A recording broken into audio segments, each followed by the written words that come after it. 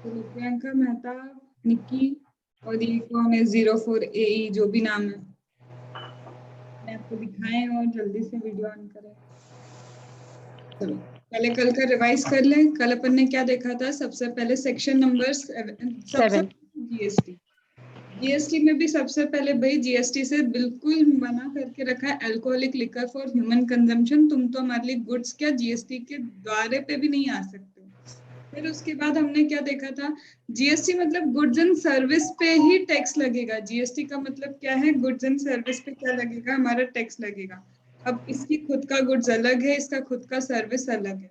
तो सबसे पहले हमने सेक्शन नंबर 7 स्टार्ट किया था और सेक्शन नंबर 7 में लिखा था ऑल फॉर्म ऑफ सप्लाई।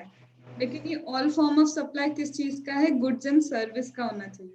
तो गुड्स क्या है, सर्विस क्या है, वो समझा था। तो सबसे पहले देखा था गुड्स का मतलब और कुछ नहीं, any kind of movable property मेरा क्या होता है? गुड्स होता है। मनी सिक्योरिटी गुड्स नहीं है। एक्शनेबल क्लेम गुड्स है, लेकिन फिर शेड्यूल नंबर 3 में बोला है मुझे तो एक्चुअल में कवर करना है सिर्फ लॉटरी, बेटिंग, गैम्बलिंग। तो शेड्यूल नंबर 3 नेगेटिव लिस्ट होती है, जिसमें बोला है लॉटरी, बेटिंग, गैम्बलिंग को छोड़ के सारे actionable claim neither supply of goods nor supply of service होंगे। फिर इसके बाद था हमारा growing crops, forming part of the land या फिर ग्रासेस, जो भी चीज लैंड से जुड़ी हुई है उसको गुड्स में इंक्लूड कर लिया। इंक्लूड क्यों कर लिया था? इंक्लूड इसलिए कर लिया था क्योंकि ना तो फिर ये मूवेबल में कहलाते ना ही इमूवेबल में कहलाते, क्योंकि हम देख चुके हैं कि सर्विस में इमूवेबल प्रॉपर्टी इंक्लूड नहीं होता है। क्योंकि जब मैं सर्विस की डेफिनेशन पे गई हूँ वहां पे लिखा है एनीथिंग अदर देन गुड्स। कुछ भी चलेगा बट गुड्स नहीं होना चाहिए। गुड्स नहीं होना चाहिए मतलब मूवेबल नहीं होना चाहिए, क्योंकि गुड्स तो मूवेबल होते हैं। तो ऑटोमेटिकली ऐसा लगा ही था कि मूवेबल वाली सारी चीजें सर्विसेज में इंक्लूड हो ही जाएंगी। लेकिन फिर हमको पता चला कि वहीं पे शेड्यूल नंबर 3 में लिख के रखा है sale of land, sale of building. Sale of land हो, सेल ऑफ बिल्डिंग हो, ये क्या नहीं है यहाँ पे? ये neither supply of goods non supply of services. तो मैम अगर हम फ्लैट बना रहे हैं और बनते बनते बिक जाए, वो सप्लाई ऑफ सर्विस है, क्योंकि वहां पे आप एडवांस ले रहे हो, फिर उनके अकॉर्डिंग आप फ्लैट बना के दोगे, जैसा वो बोलेंगे वो क्या है? सप्लाई ऑफ सर्विस होता है। मैम मनी सिक्योरिटी क्या सर्विस है? नहीं, मनी एंड सिक्योरिटी भी सर्विस नहीं है। लेकिन मनी और सिक्योरिटी से रिलेटेड अगर आप कुछ एडिशनल क्या लेते हो, कंसिडरेशन लेते हो, सिक्योरिटी सेल करवाने से रिलेटेड सर्विसेज देते हो, तो वो क्या होती है? सप्लाई ऑफ सर्विस होती है। फिर हमने इसके बाद क्या देखा था? इसके बाद हमने देखा था कंसिडरेशन। कंसिडरेशन कौन दे सकता है? तो कंसिडरेशन आप दे दो, आपका रिसिपेंट दे सकता है, थर्ड पर्सन दे सकता है, कैश में दे सकता है, काइंड में दे सकता है, कैसे भी दे सकता है, चलेगा। लेकिन अगर डिपॉजिट है तो डिपॉजिट क्या है? कंसिडरेशन नहीं कहलाता है। डिपॉजिट रिफंडेबल होना चाहिए, तो वो क्या है? कंसिडरेशन नहीं है। और अगर सेंट्रल गवर्नमेंट, स्टेट गवर्नमेंट कोई भी सब्सिडी आपको दे रही है, तो सेंट्रल गवर्नमेंट, स्टेट गवर्नमेंट की जो सब्सिडी है वो कभी भी कंसिडरेशन का पार्ट नहीं बनती। इसीलिए वैल्यू ऑफ सप्लाई के चैप्टर में स्पेसिफिकली लिखा है कि सेंट्रल गवर्नमेंट, स्टेट गवर्नमेंट जब सब्सिडी देगी तो उसको हम क्या करेंगे? वैल्यू ऑफ सप्लाई में से माइनस कर देंगे, क्योंकि वो क्या है? कंसिडरेशन ही नहीं है। पर ये जो सब्सिडी है, ये सब्सिडी किसको मिलनी चाहिए? सूर्य अब करके देखो, बाकी सबको मेरी आवाज आ रही है ना? सूर्य तुम्हारे इसमें कुछ दिक्कत है? अब देखो एक बार।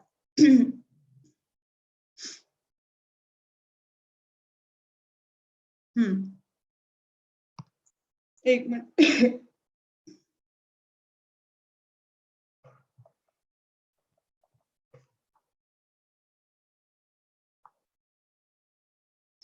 चलो कहाँ थे अपन? इसके बाद हाँ, सब्सिडी अगर सेंट्रल गवर्नमेंट, स्टेट गवर्नमेंट दे रहा है तो वो सब्सिडी कंपलसरी सप्लायर को ही क्या होनी चाहिए? रिसीव होनी चाहिए, ना कि रिसिपिएंट को रिसीव होनी चाहिए। फिर इसके बाद क्या आता है? इसके बाद हमने देखा था ma'am course furtherance of the business. अब कोर्स फर्दरेंस ऑफ बिजनेस में क्या है? तो कोर्स फर्दरेंस ऑफ बिजनेस का मतलब क्या है? कोर्स फर्दरेंस ऑफ बिजनेस में आता है कि किसी भी तरह का बिजनेस होगा, आपका ट्रेड होगा, कॉमर्स होगा, मैन्युफैक्चरिंग होगी, वोकेशन होगा, प्रोफेशन होगा, वो सब बिजनेस है। उससे एंसिलरी अगर कोई सर्विस होगी, तो एंसिलरी सर्विसेज भी क्या होंगी, तुम्हारा बिजनेस होंगी। बिजनेस स्टार्ट करने से पहले कुछ खरीदा, चाहे वो गुड्स हो या कैपिटल एसेट हो, बिजनेस क्लोज होने के बाद भी अगर गुड्स एंड कैपिटल एसेट को सप्लाई करते हो या फिर क्या करते हो तुम किसी से एक्वायर करते हो, वो भी क्या है, बिजनेस है। हमको फ्रिक्वेंसी से मतलब नहीं, हमको वॉल्यूम से मतलब नहीं है, किसी चीज से भी मतलब नहीं है। फिर बोला था किसी पर्सन को एडमिट कर रहे हो कि आजा भैया इस इवेंट के अंदर आजा, एडमिशन दे रहे हो, वो भी बिजनेस है। आप एज अ प्रोफेशन, आपका कोई प्रोफेशन है, आपका कोई ट्रेड है जिसके कारण आपको कोई और पोस्ट होल्ड करने को मिल रही है, वो भी आपका बिजनेस है। या फिर आप किसी क्लब में अपने जो एम्प्लॉय वगैरह उनको कोई बेनिफिट प्रोवाइड करते हो, वो भी आपका क्या है, बिजनेस है। टोटल सेटर हो गया, रेस क्लब हो गया, ये सब भी आपका बिजनेस है। और central government, state government, public authority की तरह कोई भी काम करेगी वो भी बिजनेस है। लेकिन ये भी हटाने के लिए उन्होंने शेड्यूल नंबर 3 में बोल के रखा है कि central government, state government, public authority की तरह कोई भी काम करती है, neither supply of goods nor supply of service होगा। फिर इसी में हमने एक चीज देखी थी, पर्सन कौन है, तो पर्सन सिर्फ टैक्सेबल पर्सन होता है।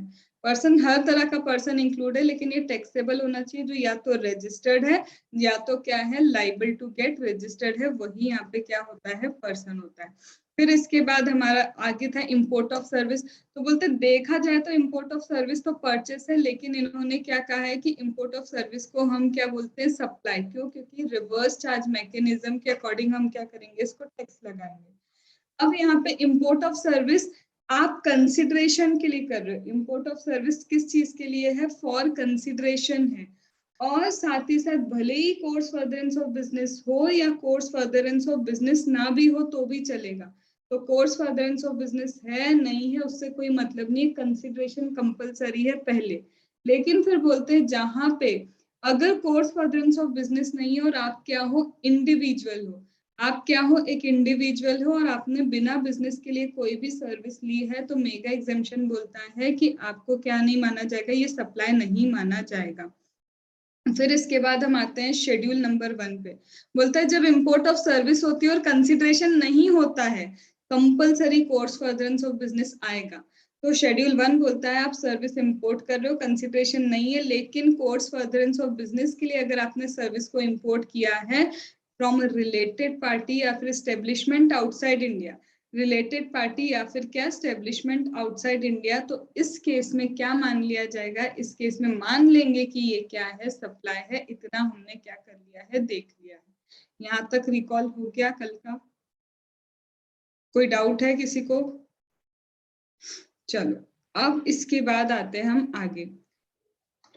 सूर्या अब आवाज आ रही है? एक मिनट, प्रियंका, सूर्या ऑडिबल है?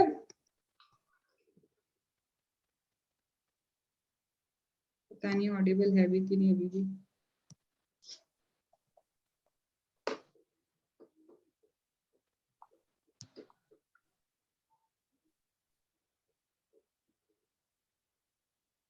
चलो मैम पूछो पूछो। मैम एक डाउट है, मैंने जब आईडीटी पढ़ा ना कल या आज भी पढ़ा, तो प्रॉब्लम ये हो रही थी कि कैसे पढूं उसको। स्टार्टिंग वाले पेज से पढूं, कुछ चीजें नहीं, बीच में हैं, अभी कुछ अपन कहीं है। सप्लाई कर रहे हैं ना, सप्लाई हाँ। बेस है जीएसटी का। अब हम्म। जैसे चैप्टर नंबर 1 है, हम्म। चैप्टर नंबर 1 में मैं तुमको मेरा नोट्स दे दूंगी, सिर्फ उसको रीड करना। उसके चांसेस रहते हैं एमसीक्यू में 1-2 नंबर के आने के। समझने हम्म। का कुछ नहीं है उसमें, तुम्हें हाँ। रटना होगा कि आर्टिकल 369 ए क्या है, बी क्या है, सी क्या है, बस वो रटंत विद्या है। तो उतना हाँ, ही जो वो चार्ट जो 5 चीजें आपने बताई थी, जो जो जीएसटी में नहीं, क्रूड ऑयल और ये क्रूड पेट्रोलियम और मोटर एविएशन टरबाइन फ्यूल और ये सब, तो वो चैप्टर 1 में था। वो मेरे को सप्लाई वाले चैप्टर में नहीं मिला, तो ऐसा लगा था कहाँ से पढूं मैं उसको, नहीं सब नहीं, वो चीजों अभी को। अपन नहीं कर रहे हैं। जब जैसे जैसे टाइम पे आएगा मैं तब वैसे वैसे तुमको उसके नोट्स देती जाऊंगी, ओके। उसमें से पढ़ते जाना, ठीक है? हम्म। हम्म। ओके। सूर्या तुम्हारे इधर से ही कोई दिक्कत आ रही, बाकी सबको मेरी आवाज आ रही है?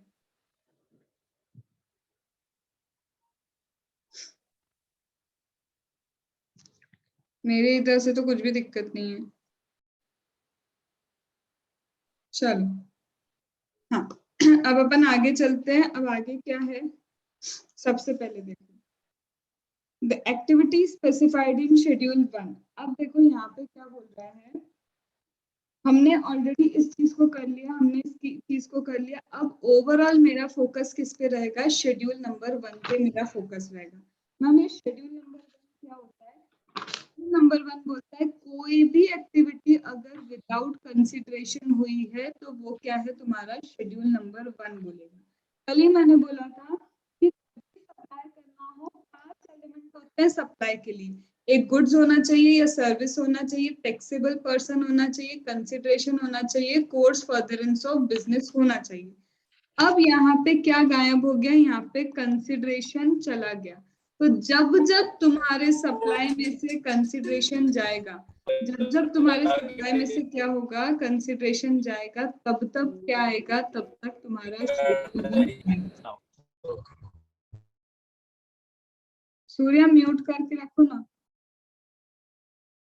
मेरे इधर से म्यूट भी नहीं हो रहा तुम्हारा। देखो जब जब क्या होगा? तुम्हारे सप्लाई में से कंसिडरेशन जाएगा, तब तब क्या होगा? तुम्हारा शेड्यूल 1 आएगा। और ये शेड्यूल 1 सबसे ज्यादा इम्पोर्टेंट है। अब इसमें मैम क्या क्या चीजें आती है? तो शेड्यूल 1 होता है। हाँ मैम आपकी वॉइस अभी फिर से हिल रही है, जैसे अपने एलडीआर के टाइम हुआ था ना, आप हिल रहे हैं तो वॉइस एकदम ठीक है, तेज हो गई। अभी ठीक है। मैम यस मैम अभी है, लेकिन आप जैसे हिल रहे हैं ना तो वॉइस एकदम स्लो। ये को पता नहीं कोई दिक्कत है। लेफ्ट साइड मत जाइए मैम स्क्रीन शेयरिंग से है ना, ठीक है, वॉइस जा रही है। इधर से जा रही है। ठीक है, चलो अभी ठीक है। चलो अब सबसे पहले शेड्यूल नंबर 1। शेड्यूल नंबर 1 में 4 चीजें देख के रखिए। सबसे पहली चीज हम ऑलरेडी कर चुके हैं, इंपोर्ट ऑफ सर्विस का क्या था? हमारा शेड्यूल नंबर 1 हो गया। अब जो मैं बोल रही हूँ वो कौन सा चीज है? सबसे पहले यहाँ पे बोल रहा है कि सुनो, अगर क्या है? परमानेंट ट्रांसफर है। अगर क्या है? Permanent transfer. मेरा वर्ड मैंने सिर्फ क्या लिखा है? परमानेंट ट्रांसफर होना चाहिए। परमानेंट ट्रांसफर किसका करना है? मुझे बिजनेस असेट का क्या करना है? परमानेंट ट्रांसफर करना है। वर्डिंग लिखे हैं, अगर परमानेंट ट्रांसफर होता है बिजनेस असेट का, वो बिजनेस असेट जिसपे आपने क्या किया है? आईटीसी अवेल कर लिया है। आईटीसी मतलब इनपुट टैक्स क्रेडिट। अंजलि थोड़ा तो आईटीसी ऐसे समझ में आएगा ना? ठीक है। तो सबसे पहले बोलते हैं कि देखो तुम्हारा शेड्यूल 1 किसके लिए? जब कंसिडरेशन नहीं होगा शेड्यूल 1 तब आएगा। बोलता है कि अगर परमानेंट ट्रांसफर हुआ है तुम्हारी बिजनेस असेट का जिसपे तुम आईटीसी अवेल कर चुके हो, अगर ऐसी असेट तुम किसी को ट्रांसफर कर रहे हो तो ये सप्लाई माना जाएगा, भले ही तुमको कंसिडरेशन मिले या कंसिडरेशन नहीं मिले। अब यहाँ पे मेरे को चीज समझनी पड़ेगी। सबसे पहला कीवर्ड है परमानेंट ट्रांसफर होना चाहिए। मतलब सपोज करो ये मेरा लैपटॉप है, मेरी बिजनेस असेट तो है ये मेरा लैपटॉप है, ये मेरी क्या है? बिजनेस असेट है। तो मैंने क्या किया? इस बिजनेस असेट को उठा के सपोज करो क्या कर दिया? मेरे ब्रदर को दे दिया कि भाई तेरे लिए गिफ्ट है, हमेशा के लिए ले ले, हमेशा के लिए ले ले। दैट मीन्स सबसे पहली चीज मैंने क्या किया? परमानेंट ट्रांसफर कर दिया मेरी असेट को। और दूसरी चीज, ये जो लैपटॉप है मेरी बिजनेस की असेट है, मैंने मेरे बिजनेस की असेट को क्या कर दिया? परमानेंट ट्रांसफर कर दिया। Condition number 1 permanent transfer. Condition number 2 transfer business asset का ही होना चाहिए। अब कंडीशन नंबर 3 आईटीसी इसी असेट पे अवेल करना होगा। Again focusing on the word ITC, इसी असेट पे तुमको अवेल करना होगा। मैम इतना फोकस क्यों? इतना फोकस इसलिए क्योंकि जब मैं अभी तुम्हें शेड्यूल 1 पढ़ाऊंगी उसमें लिखा है ITC availed on such asset. Such word लिखा है। सच वर्ड का मतलब है इसी असेट पे आईटीसी अवेल करना होगा। मैम इसको थोड़ा सा अगर ढंग से समझे तो ढंग से समझने का मतलब ये है कि सपोज करो ये क्या है? ये है मेरा क्या? Raw material. ये क्या है? मेरा रॉ मटेरियल। ठीक है। ये रॉ मटेरियल को जब मैं लेके आई, ये रॉ मटेरियल को क्या किया? जब मैं लेके आई मैंने इस पे क्या कर लिया? इस रॉ मटेरियल पे आईटीसी क्या कर लिया? अवेल कर लिया। इस रॉ मटेरियल पे मैंने क्या किया? आईटीसी को अवेल कर लिया। अब इस रॉ मटेरियल को धीरे से मैंने क्या किया? कन्वर्ट कर दिया। इसमें कन्वर्ट कर दिया मैम, इस रॉ मटेरियल को हमने फिनिश गुड्स में क्या कर दिया? कन्वर्ट। कर लिया, अच्छी बात, अच्छा लगा। फिनिश गुड्स में ये क्या हो गया, कन्वर्ट हो गया। अब मैंने क्या किया, ध्यान से सुनना, इस फिनिश गुड्स को मैंने हमेशा के लिए क्या कर दिया, ट्रांसफर कर दिया। सपोज करो ये फिनिश गुड्स और कुछ नहीं, मोबाइल फोन है। ये फिनिश गुड्स मेरा और कुछ नहीं, एक मोबाइल फोन है। ये मोबाइल फोन का क्या है, रॉ मटेरियल है। इसे मैंने मोबाइल फोन बना के क्या कर दिया, हमेशा के लिए मेरे ब्रदर को बोला, ले भाई तेरे लिए गिफ्ट है, परमानेंट ट्रांसफर हो गया। अब ध्यान से सुनना, बोला था पहली कंडीशन की क्या होना चाहिए, परमानेंट ट्रांसफर होना चाहिए। क्या यहाँ पे परमानेंट ट्रांसफर है, हाँ है। दूसरा, परमानेंट ट्रांसफर बिजनेस असेट का होना चाहिए, तो मेरे लिए फिनिश गुड्स तो बिजनेस असेट ही होती है। तो हाँ, मैंने अभी भी क्या किया है, बिजनेस असेट को ही क्या किया है, ट्रांसफर किया। अब तीसरी चीज, आईटीसी अवेल होना चाहिए सच असेट पे। अब एक चीज देखो, मैंने जब आईटीसी अवेल किया था वो फोन पे आईटीसी अवेल नहीं किया था, मैंने आईटीसी अवेल किया था रॉ मटेरियल पे। पर जब मैंने परमानेंट ट्रांसफर किया, परमानेंट ट्रांसफर मैंने फिनिश गुड्स को किया, दैट इज मोबाइल फोन को मैंने परमानेंट ट्रांसफर किया।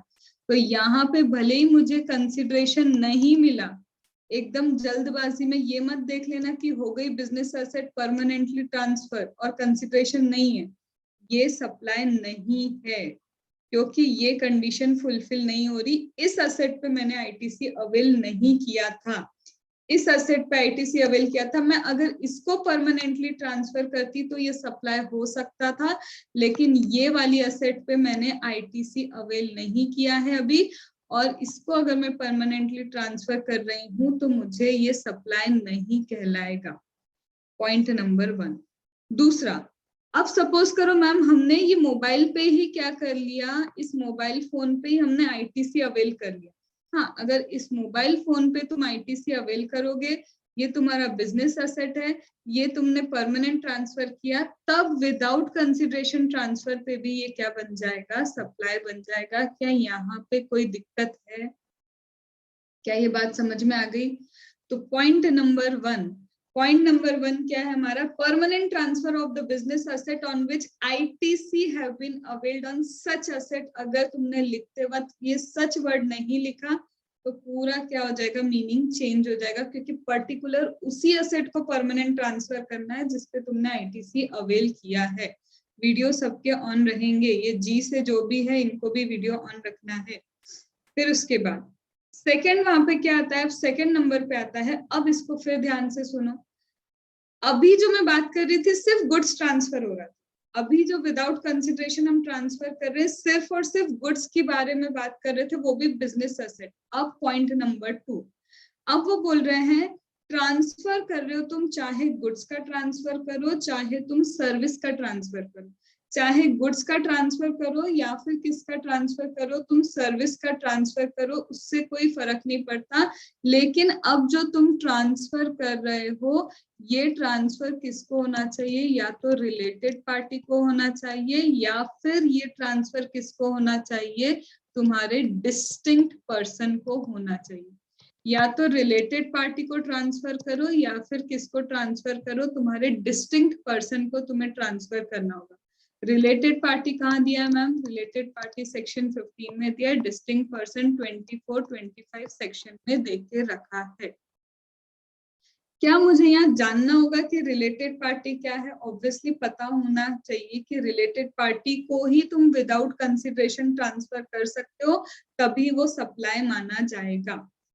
अब ध्यान से सुनना, मैं गुड्स ट्रांसफर कर रही हूँ और अभी मैंने तुमको रिलेटेड पार्टी समझाया भी नहीं। पॉइंट नंबर 1, मुझे रिलेटेड पार्टी को विदाउट कंसिडरेशन सप्लाई करना है। मुझे क्या करना है, रिलेटेड पार्टी को विदाउट कंसिडरेशन क्या करना है, सप्लाई करना है। लेकिन अगर मैं अनरिलेटेड पार्टी को विदाउट कंसिडरेशन सप्लाई करूंगी और वो बिजनेस असेट नहीं है, और वो क्या है, बिजनेस असेट नहीं है, मैं दो चीजों को यहाँ पे कंबाइन करने जा रही हूँ, ध्यान सबका इधर ही रखना। क्वेश्चन ऐसा है कि मैंने क्या किया, गुड्स ट्रांसफर किए। क्वेश्चन ऐसा है, मैंने क्या किया, गुड्स ट्रांसफर किए। मैं गुड्स क्या कर रही हूँ, ट्रांसफर कर रही हूँ, किसको ट्रांसफर कर रही हूँ, अनरिलेटेड पार्टी को मैंने गुड्स ट्रांसफर किए। इस पे मुझे कोई भी कंसिडरेशन नहीं मिल रहा है, बताओ क्या ये सप्लाई है? Is it supply?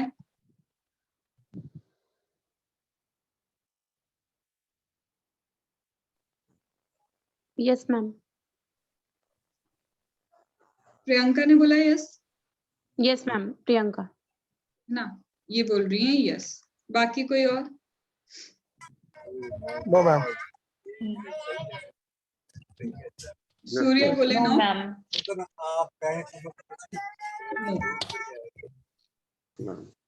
अब यस देखो, मैम। फाइनली सब सोल्ड आउट हो गया ना। देखो यस और नो के हिसाब से तुम सोचो।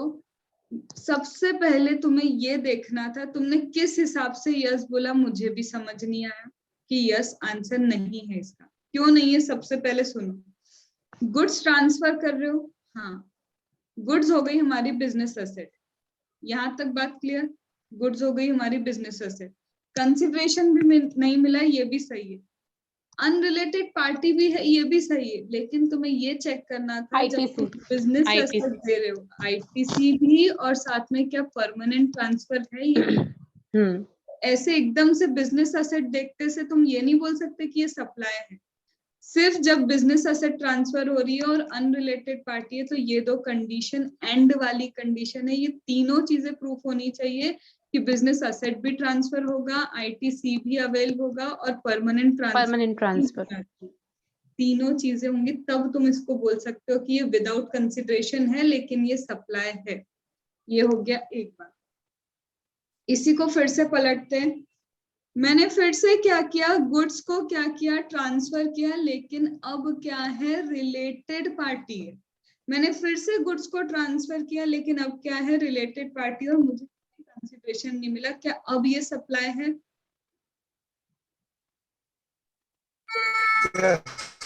Yes ma'am. Ma'am ITC, what about ITC?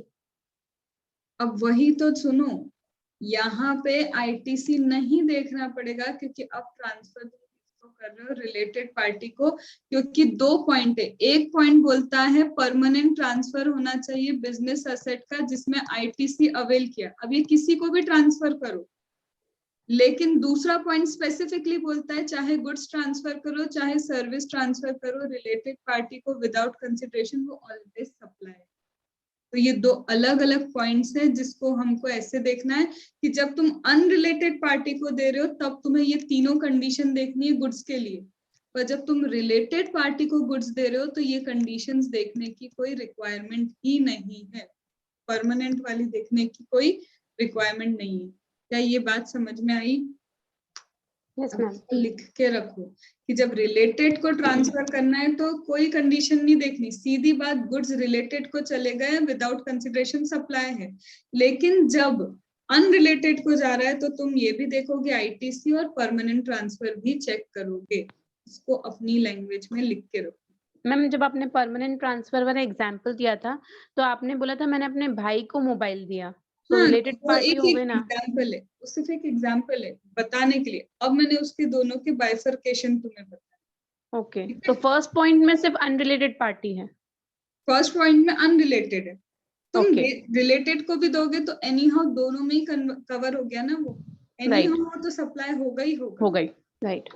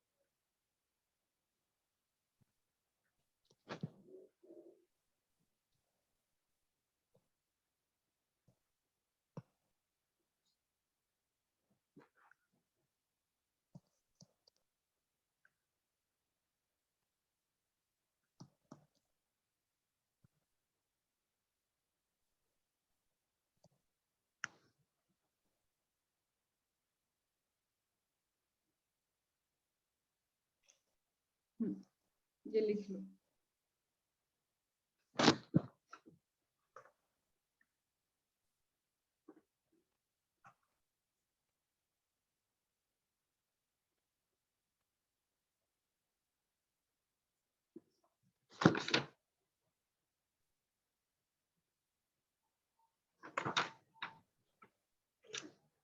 Done.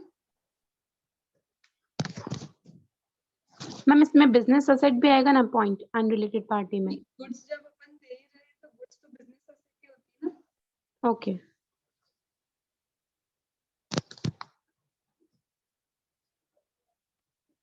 अभी 2 पॉइंट कवर हुए।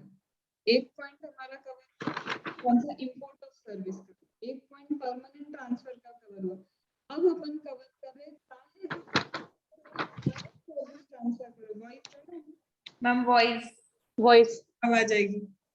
अब है यस मैम। वो मेरे को ऐसे सीधा ही लिखना पड़ रहा है। चलो अब सबसे पहले क्या है, अब तुम गुड्स ट्रांसफर करो या सर्विस ट्रांसफर करो, रिलेटेड का करो या डिस्टिंक्ट को। अब रिलेटेड कौन होते हैं? सबसे पहली चीज रिलेटेड मतलब मैं लीगली रिकॉग्नाइज्ड पार्टनर हूँ। लीगली रिकॉग्नाइज्ड पार्टनर क्या होता है? रिलेटेड पर्सन होता है। तो लीगली रिकॉग्नाइज्ड पार्टनर हो गया related person. Members of the same family क्या हो गया?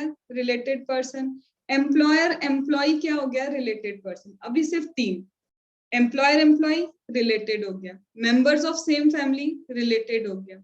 उसके बाद कौन रिलेटेड हो गया? तुम्हारा लीगली रिकॉग्नाइज्ड पार्टनर, तुम क्या हो? रिलेटेड हो। 3 चीजें।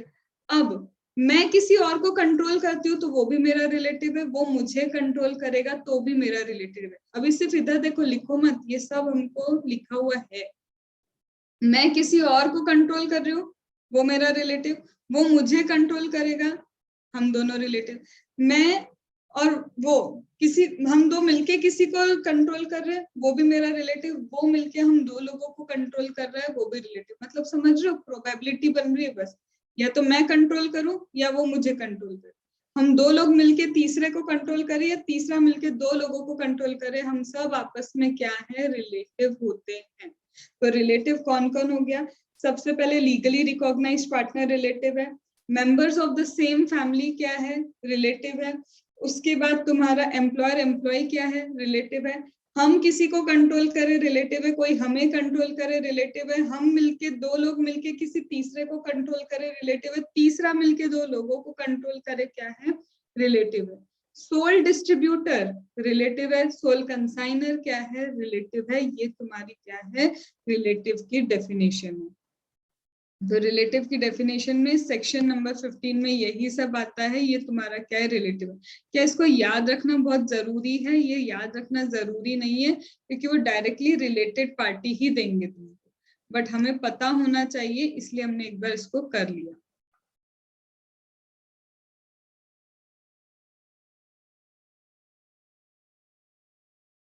इसके बाद आता है तुम्हारा सेक्शन नंबर 24 और 25। दिस में दिया है डीम्ड डिस्टिंक्ट पर्सन।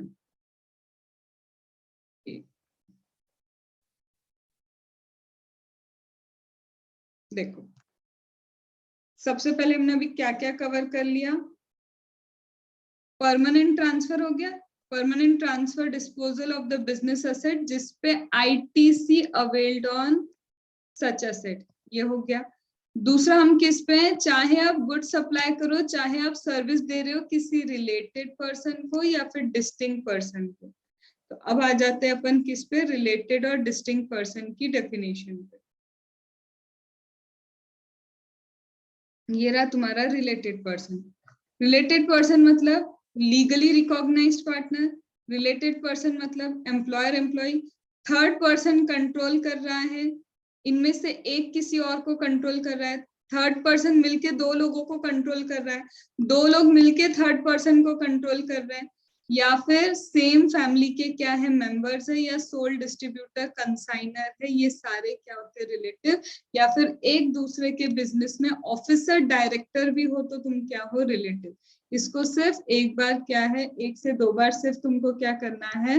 रीड करना है। ये सिर्फ रीडिंग के लिए है, इसको लर्न करने बैठना मत, ये सिर्फ रीडिंग का काम है। अब इसके बाद मेन चीज चालू होती है मेरी डिस्टिंक्ट पर्सन की। सबसे मेन चीज क्या है मेरे लिए? Distinct person. अब डिस्टिंक्ट पर्सन क्या होता है? तो बोलता है डिस्टिंक्ट पर्सन का मतलब है, सबसे पहले सेक्शन नंबर 24 में डिस्टिंक्ट पर्सन क्या होता है?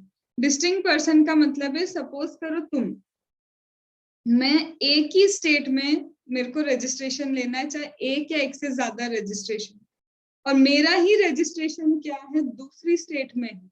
मैं एक स्टेट में रजिस्टर्ड हूँ, चाहे एक रजिस्ट्रेशन लूँ या एक से ज्यादा रजिस्ट्रेशन, फिर मेरा ही रजिस्ट्रेशन क्या है? दूसरी स्टेट में है, चाहे एक रजिस्ट्रेशन हो या एक से ज्यादा रजिस्ट्रेशन हो। तो आपस में हम दोनों भी क्या है, भले ही मैंने ही रजिस्ट्रेशन लिया, भले ही रजिस्ट्रेशन मैंने ही लिया, लेकिन हम लोग आपस में क्या माने जाएंगे? डिस्टिंक्ट पर्सन माने जाएंगे। Point number 1। पॉइंट नंबर 2 एक और है कि मेरा रजिस्ट्रेशन एक स्टेट में है और मेरी ही स्टेब्लिशमेंट दूसरे स्टेट में। वर्ड में डिफरेंस है, ध्यान से सुनना। पहले पॉइंट में मैंने बोला मैं इधर भी रजिस्टर्ड हूँ एक स्टेट में, मैं दूसरे स्टेट में भी रजिस्टर्ड ही हूँ। आपस में ये जितने भी यूनिट्स हैं वो क्या है? डिस्टिंक्ट ही माने जाएंगे कि अलग अलग है। दूसरा वर्ड में बोल रही हूँ मैं रजिस्टर्ड हूँ एक स्टेट में, फिर से मैं रजिस्टर्ड हूँ एक स्टेट में, लेकिन मेरा स्टेब्लिशमेंट दूसरे स्टेट में भी है। अब जो मैंने सेकंड सेंटेंस बोला, मैंने ये नहीं बोला कि मेरा रजिस्टर्ड एस्टेब्लिशमेंट दूसरे स्टेट में, मेरा एक स्टेब्लिशमेंट क्या है? दूसरे स्टेट में। तो अगर आपका एक स्टेब्लिशमेंट भी दूसरे स्टेट में है, भले ही वो अनरजिस्टर्ड है, तब भी क्या माना जाएगा? आप आपस में डिस्टिंक्ट माने जाओगे। आप एक नहीं हो, अलग अलग पर्सन हो। मैम ऐसे कैसे हो सकता है कि एक पर्सन एक जगह रजिस्टर्ड हो रहा है और दूसरी जगह रजिस्टर्ड नहीं हो रहा? तो जब तुम रजिस्ट्रेशन चैप्टर पढ़ोगे तो रजिस्ट्रेशन चैप्टर में लिखा है कि जहां से आप टैक्सेबल सप्लाई करते हो, सिर्फ वहीं पे आपको रजिस्टर होना कंपलसरी। तो हो सकता है दूसरी जगह में सिर्फ एग्रीकल्चर प्रोड्यूस ही क्या करती हूँ, बेचती हूँ, वो टोटली क्या है? एग्जेम्प्ट है, तो मुझे वहां रजिस्ट्रेशन की जरूरत ही नहीं है। तो अगर आप एक या एक से ज्यादा जगह रजिस्टर्ड हो तो आपस में ये रजिस्टर्ड एंटिटी भी डिस्टिंक्ट है। और दूसरा, एक स्टेब्लिशमेंट आपका एक स्टेट में और दूसरा स्टेब्लिशमेंट आपका दूसरे स्टेट में है, तो जो अनरजिस्टर्ड स्टेब्लिशमेंट और रजिस्टर्ड स्टेब्लिशमेंट है, दोनों आपस में अंजलि क्या है? दोनों ही आपस में क्या है? डिस्टिंक्ट पर्सन है। क्या ये बात समझ में आई कि ये डिस्टिंक्ट क्या होते हैं? इसका यूज पूरे के पूरे जीएसटी में तुमको ऐसे कहीं नहीं होगा, पर ये लिख के दे देंगे डिस्टिंक्ट पर्सन, डिस्टिंक्ट डिस्टिंक्ट, तो तुमको समझना है कि इसके लिए ही बोला गया। ना तुमको रिलेटेड पार्टी कहीं यूज होने वाला है पूरे जीएसटी में, मतलब अपने सीए फाइनल के लिए कहीं पे भी ये यूज नहीं होगा, ना डिस्टिंक्ट पर्सन इतना यूज होगा। But you should know the meaning कि इसका एग्जैक्ट मीनिंग ये होता है। तो बोलते हैं चाहे तुम गुड्स ट्रांसफर करो, चाहे तुम सर्विस ट्रांसफर करो, रिलेटेड को करो या डिस्टिंक्ट को करो, आपस में ये दोनों क्या है? भले ही कंसिडरेशन नहीं भी देते हैं फिर भी सप्लाई है। मैम इसका एग्जांपल हो जाए तो एग्जांपल ये है, मेरा एक ब्रांच कहाँ है? इंदौर में है। मैंने मेरी बुक्स क्या कर दी? इंदौर में ट्रांसफर कर दी। अब मैं अपने एस्टेब्लिशमेंट को तो कंसिडरेशन नहीं दूंगी, पर ये बोलते विदाउट कंसिडरेशन अगर ट्रांसफर हुआ है, आप अलग अलग माने जाओगे और ये क्या माना जाएगा? सप्लाई। मुझे एक क्वेश्चन एक्सपेक्टेड था कि तुम पूछोगे मैम जब विदाउट कंसिडरेशन चीजें हो रही है तो हम जीएसटी लगाएंगे किस पे? सप्लाई तो आप कर रहे हो, आप बोल रहे हो कि कंसिडरेशन नहीं आया। जब कंसिडरेशन नहीं आया तो मैम ये बताओ कि जीएसटी लगेगा किस पे? तो इसके लिए तुमको देख के रखा है value of supply. Value of supply में रूल नंबर 27 है, रूल नंबर 28 है, रूल नंबर 29 है। रूल नंबर 27, 28, 29 पूरा इसी पे फोकस्ड है कि जब तुम्हारे पास कंसिडरेशन नहीं होता है तो तुम वैल्यू ऑफ सप्लाई कैसे कैलकुलेट करते हो। तो इसका जो वैल्यूएशन है वो यहाँ नहीं दिया है। वैल्यू ऑफ सप्लाई में रूल नंबर 27, 28, 29 इसी के बारे में है। क्या यहाँ तक बात क्लियर हुई? ठीक है, चलो अब इसके बाद last but not the least, इसमें ये हम ऑलरेडी ये भी कर चुके हैं, अगर इंपोर्ट ऑफ सर्विस होता है, import of service related person से हो या कि आपका एस्टेब्लिशमेंट आउटसाइड इंडिया से हो, दोनों ही क्या कहलाएंगे?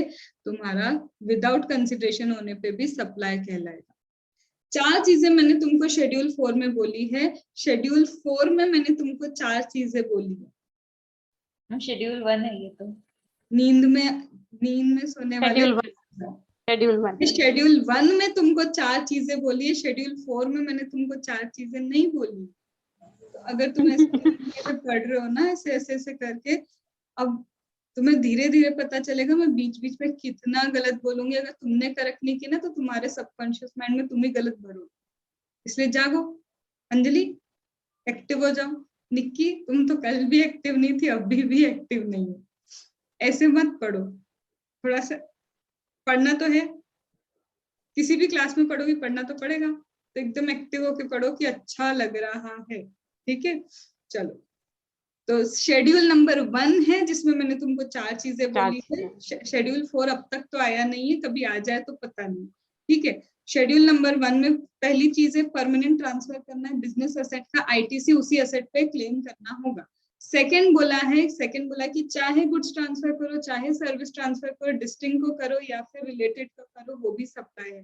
थर्ड बोला है मैंने क्या, अगर तुम क्या करते हो, इंपोर्ट ऑफ सर्विस करते हो तब भी क्या होगा, रिलेटेड को करो या फिर क्या होगा, खुद की एस्टेब्लिशमेंट से करो। अब फोर्थ, अगर गुड्स, फिर से सिर्फ गुड्स के बारे में बोल रहा है, फिर से सिर्फ गुड्स के बारे में, अगर तुम गुड्स ट्रांसफर करते हो, गुड्स का सप्लाई करते हो, गुड्स ट्रांसफर करते हो, गुड्स का सप्लाई करते हो, प्रिंसिपल अपने एजेंट को देता है और एजेंट अपने प्रिंसिपल को देता है। प्रिंसिपल ना हो, मैंने मेरे एजेंट्स को मेरी बुक्स दे दी और मेरे एजेंट ने मुझे क्या कर दिया, मेरा कोई सामान लेके दे दिया, मैं तो उसको कंसिडरेशन नहीं दूंगी, वो मुझे कंसिडरेशन नहीं देगा। अगेन ये क्या है, वैल्यू, ये क्या है, तुम्हारा सप्लाई है और इसका वैल्यूएशन रूल नंबर 29 में दिया है वैल्यू ऑफ सप्लाई चैप्टर में, कि जब एजेंट प्रिंसिपल को गुड्स देते हैं तो उसका वैल्यूएशन कैसे होगा। तो 4 चीजें क्या तुम्हें समझ में आ गई। अब मैं एक एक्सेप्शन पे जा रही हूँ, वो एक्सेप्शन क्या है। अभी अभी मैंने तुमको बोला था ना रिलेटेड पार्टी, क्या रिलेटेड पार्टी में, अंजलि बताना रिलेटेड पार्टी कौन सी होती है।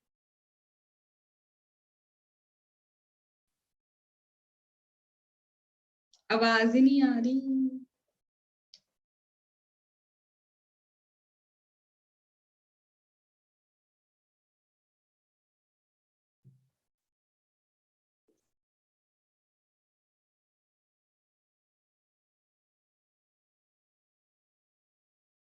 दीपक, रिलेटेड पार्टी क्या होता है? हाँ लिखती जाओ तुम। एम्प्लॉयर एम्प्लॉय का रिलेशनशिप में मेंबर्स का लीगल, क्या था, लीगल से था कुछ। चलो ग्रुप आंसर दो, एक दूसरे की मदद करो। Legally recognised partner, members of the family, और when one person is controlled by the other, तो दोनों related है। और कोई और 2 जन मिलके कर रहे हैं। हाँ, एक दो को कंट्रोल कर रहे हैं, 2 जने मिलकर एक को कंट्रोल कर रहे हैं। और सोल कंसाइनर डिस्ट्रीब्यूटर बेचारा, उसने क्या गलती कर दी। चलो, तो इसमें तुमने खुद ने एग्री किया, मेहताब ने तो बोला ही नहीं, किनको बोला, अपन अपना चुपी बैठते। मेहताब इस बार ना एक एक चीज मेरे को है ना तुम्हारे ऊपर ज्यादा फोकस है, ये बात ध्यान रखना। तो बोलना पड़ेगा ही पड़ेगा, चाहे तुम्हें अच्छा लगे या बुरा लगे। अब तो फीस भर दी, अब तो तुम भाग भी नहीं सकते। Partner in the same business. ठीक है, अब सुनो, सबसे पहले तुम लोग ने अभी अभी बोला मेरे को कि रिलेटेड पार्टी एम्प्लॉयर एम्प्लॉय होता है। तो सुनो, एम्प्लॉयर एम्प्लॉय के लिए ही इन्होंने एक एक्सेप्शन दिया है कि अगर एक एम्प्लॉयर अपने एम्प्लॉय को एक साल में पर एम्प्लॉय, एक साल में एक एम्प्लॉयर अपने एम्प्लॉय को पर एम्प्लॉय अगर 50,000 तक का गिफ्ट देता है, अब गिफ्ट दे रहा है इसका मतलब कंसिडरेशन तो बेचारा लेगा नहीं, तो 50,000 तक का गिफ्ट दे भी देगा तब भी उसे क्या नहीं माना जाता, सप्लाई नहीं माना जाता है। तो यहाँ पे एक लिंक सुनो ढंग से, ये रहा कौन, मेरा एम्प्लॉयर, ये कौन है, मेरा एम्प्लॉयर। एम्प्लॉयर क्या कर रहा है, इस एम्प्लॉय को गिफ्ट दे रहा है। तो बोलते हैं अगर फाइनेंशियल ईयर में पर एम्प्लॉय तक क्या है 50,000 तक अलाउ है, इसे सप्लाई नहीं माना जाएगा। तो ये जब इसको कुछ भी देता है तो वो क्या है, सप्लाई नहीं है अगर वो 50,000 तक है। और साथ ही साथ सुनो, अगर एम्प्लॉय अपने एम्प्लॉयर को in terms of employment during employment के टर्म्स में कोई भी सर्विस देता है तो नेगेटिव लिस्ट में लिखा है neither supply of goods not supply of service.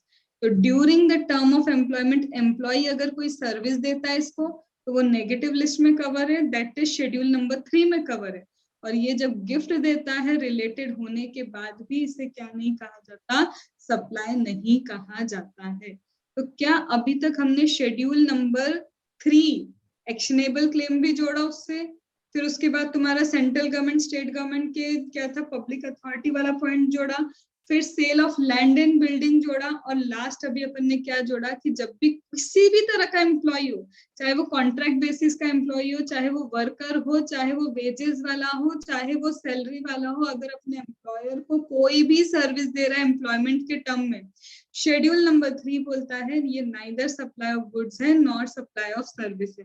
क्या कोई इसका रीजन मुझे बता सकता है कि ऐसा क्या हो गया कि neither supply of goods not supply of service? बूझो तो जाने, सोचो।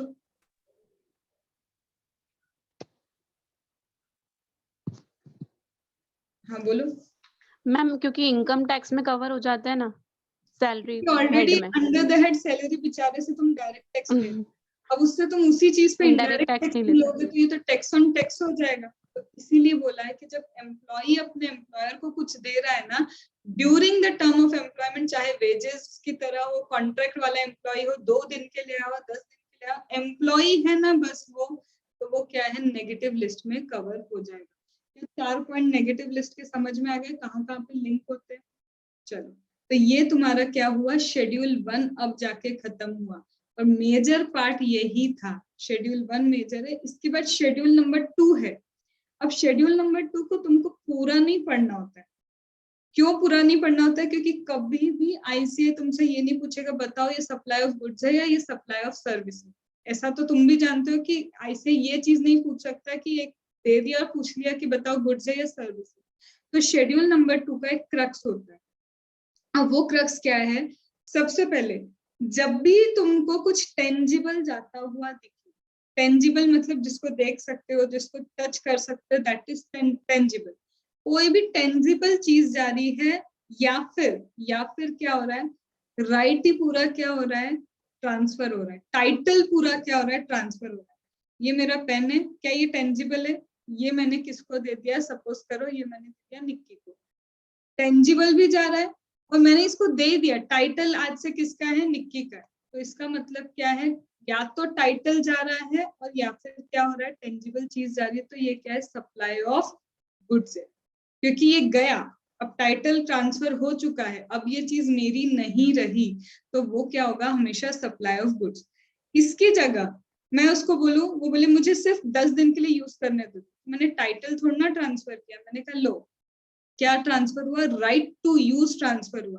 क्या राइट टू यूज ट्रांसफर में सिर्फ दिख रहा ना कि समझ में आ रहा कि कोई सर्विस दे दी मैंने, इनटेंजिबल सी कोई चीज गई है जिसे तुम देख नहीं कर सकते, बस सिर्फ फील कर सकते हो कि हाँ भैया यूज करने के लिए कुछ दिया गया है। तो जब राइट ट्रांसफर होता है हमेशा हमेशा राइट के लिए क्या आएगा, सप्लाई ऑफ सर्विस, और जब टाइटल ट्रांसफर हो जाएगा तब हमेशा हमेशा क्या आएगा, सप्लाई ऑफ गुड्स। अब सप्लाई ऑफ गुड्स आज भी हो सकता है या फिर फ्यूचर डेट के लिए भी तुम बोल सकते हो कि आज से 2 दिन बाद में तुम्हें ट्रांसफर कर दूंगी। कैसे, तुम आए मेरे पास शोरूम में क्या है, हमारे पास खड़ी हुई है, हमारी क्या कार खड़ी हुई है, तुमने बोला आज ही ये कार दे दो, मैंने आज ही तुमको दे दी, टाइटल ट्रांसफर आज ही हो गया, तो भी ये क्या है, सप्लाई ऑफ गुड्स। तुम बोले नहीं ये कार नहीं चाहिए, इस कार में हमको कलर अलग चाहिए, हमको फीचर अलग चाहिए, हमको क्या चाहिए, फ्लेवर अलग चाहिए, और मैंने बोला देखो जो कलर आप मांग रहे हो उसके लिए मुझे 10 दिन देना पड़ेगा, 10 दिन बाद में फ्यूचर में डिलीवरी कराऊंगी इस गुड्स की। तो चाहे तुम आज टाइटल ट्रांसफर करो या फिर फ्यूचर में ट्रांसफर करो, उससे कोई मतलब नहीं है, वो हमेशा क्या रहेगा, टाइटल ट्रांसफर होना मतलब सप्लाई ऑफ गुड्स होता है, और राइट ट्रांसफर होने का मतलब क्या है? सप्लाई ऑफ सर्विस है। क्या यहाँ तक बात समझ में आ गई? फिर इसके बाद यहाँ पे बोलते हैं, ये मैं अभी एक चार्ट खोल रही हूँ, उसमें तुमको बता रही हूँ, तब तक तुम मुझे सिर्फ 7 मिनट से, तुम्हारे पास कितने मिनट से? एग्जैक्ट 7 मिनट्स अलॉट कर रही हूँ, और तुमको लिख के क्या बताना है? मेरे को शेड्यूल 1 पूरा लिख के बताना। जल्दी से पेन पेंसिल उठाओ अपने, और पूरा ऐसा नहीं कि तुम चार्ट बना रहे हो, नहीं, ढंग से लिख के बताओ 7 to 8 मिनट्स में शेड्यूल 1 पूरा, और मुझे सेंड कर देना। Your time starts now.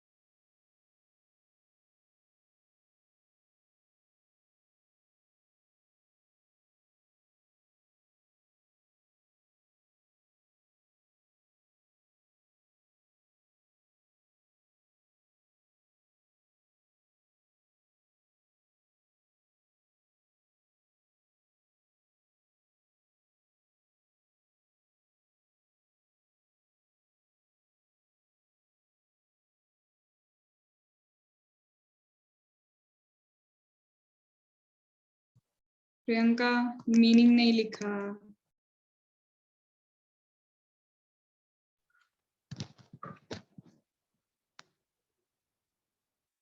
और यहाँ पे रिलेटेड पर्सन है, एस्टेब्लिशमेंट आउटसाइड इंडिया, वो वर्ड्स ही नहीं लिखे। मैम एक्चुअली 4th पॉइंट में मुझे थोड़ा डाउट था, एक बार पढ़ना था मुझे लगा आज मैं पढ़ लूंगी बाद में क्लास के बाद, इसलिए अधूरा है ये पॉइंट 4th पॉइंट। ये इनकम्प्लीट है। मैम यहाँ मीनिंग भी लिखना होगा क्या रिलेटेड पार्टी और डिस्टिंक्ट पर्सन का? हाँ, तभी तो तुमको पूरे 5 मिनट दिए थे, नहीं तो ये 2 पॉइंट्स के लिए तो 2 मिनट ही बहुत थे। ओके मैम, एग्जाम में रिलेटेड पर्सन और इनका मीनिंग लिखना पड़ेगा क्या? Distinct person. बिल्कुल नहीं आता, पर अभी कर रहा है तो अपने को अभी से फेज वो करना है कि हमको सब याद रहना चाहिए। ओके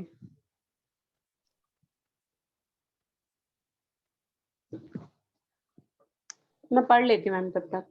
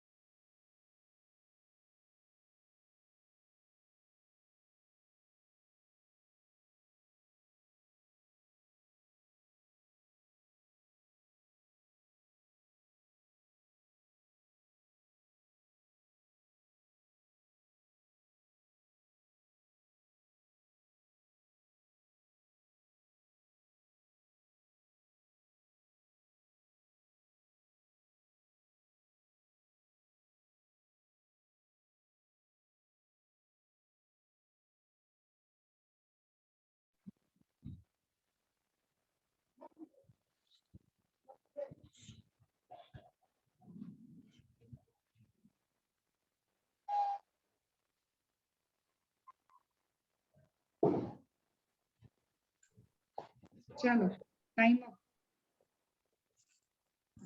अब देखो, supply of principal to agent भी होगा और एजेंट टू प्रिंसिपल दोनों होंगे मेहता, चाहे एजेंट प्रिंसिपल को दे या प्रिंसिपल एजेंट को दे, दोनों कवर होता है। और ये यहाँ पे लिखा है तुमने, एंड तुमने भी पूरा नहीं लिखा है। Import of service by person, import of service by person to from related person, related person से तुमको import करना है या फिर establishment, other establishment outside India। तुम बाहर से ले रहे हो, तुम related person से ले रहे हो, ऐसा लिखना पड़ेगा। और तुम लोग ने से किसी में भी मुझे नहीं लगता फिर deemed distinct person या related person का मीनिंग लिखा होगा। ये जो 4 पॉइंट्स है ना, अगर ऐसे 4 पॉइंट्स आए तो ये तुम्हारे हार्डली 2 मिनट का काम होना चाहिए लिखने का। इतनी स्पीड बना के रखो, तब जाके तुम लोग का पेपर छूटना बंद होगा। ठीक है, अब बाकी सब भी भेजना। देखो जितनी जल्दी तुम भेज पाओगे ना, चेक होगा और चेक होके तुम्हारी गलतियां पता चलेगी। इसलिए थोड़ा सा है ना कॉम्पिटिटिव नेचर जिसको बोलते हैं ना, वो रखो।